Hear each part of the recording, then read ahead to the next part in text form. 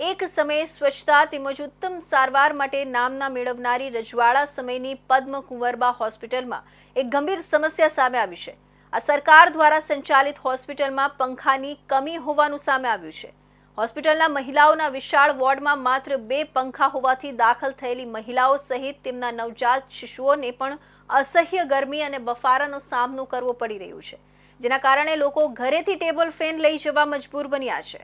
પદ્મ કુંવરબા હોસ્પિટલમાં અદ્યતન સુવિધાઓ ધરાવતું નવું બિલ્ડિંગ છે, છતાં હાલમાં જૂના બિલ્ડિંગમાં મહિલાઓ, બાળકો અને સગર્ભા માતાનો વિભાગ હજુ પણ કાર્યરત છે। મોટે ભાગે હાઉસફુલ રહે છે, છતાં અહીં પ્રાથમિક સુવિધાઓ નહીં હોવાને કારણે દર્દીઓ હાલાકી ભોગવી રહ્યા છે। અહીં વિશાળ મહિલા વોર્ડમાં સમ ખાવા પૂરતા એટલે કે માત્ર 2 જ સીલિંગ ફેન કાર્યરત છે। વિશાળ વોર્ડમાં આટલા ઓછા પંખાથી તમામ પથારી સુધી હવા પહોંચવી સ્વાભાવિક રીતે અશક્ય છે।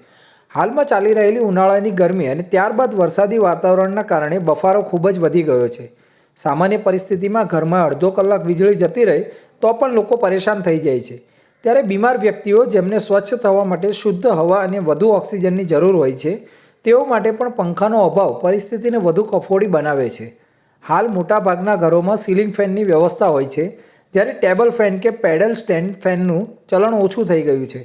આવી સ્થિતિમાં જે પરિવારો પાસે ટેબલ ફેન ઉપલબ્ધ ન હોય તેણે પોતાના આડોશી પાડોશીઓ, સગા સંબંધીઓ કે મિત્રો પાસેથી તેની માંગણી કરવી પડે છે। દર્દીઓના પરિવારજનોનું કહેવું છે કે ઘણા સમયથી આ વોર્ડમાં માત્ર 2 પંખા રાખી અને બાકીના પંખાઓ કોઈ કારણસર ઉતારી લેવામાં આવ્યા છે અને તેની જગ્યાએ નવા પંખા લગાવવાની તસ્દી લેવામાં આવી નથી।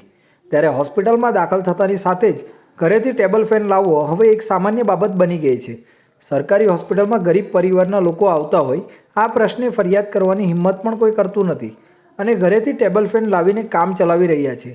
જોકે ઘરેથી લાવવામાં આવેલા ટેબલ ફેન કે પેડલ સ્ટેન્ડના ફેનને કારણે દર્દીઓને ખબર અંતર પૂછવા આવતા સગા સંબંધીઓને પણ ઘણી અડચણ થાય છે। વોર્ડમાં જગ્યા ઓછી હોવાથી અને ટેબલ ફેનના કારણે અવરજવરમાં મુશ્કેલી પડે છે।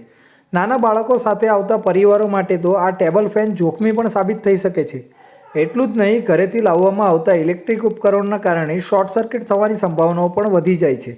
આમ અનેક જોખમી પરિબળો હોવા છતાં અને દર્દીઓ તેમજ તેમના પરિવારજનોની હાલાકી તંત્રને દેખાતી નથી। 2-3 પંખા બંધ હતા અને 2-3 પંખા ધીમા ચાલતા હતા અને હાલ રિનોવેશન ચાલતું હોય, દર્દીઓને મૂકવા ક્યાં એ અમારા માટે પ્રશ્ન હતો।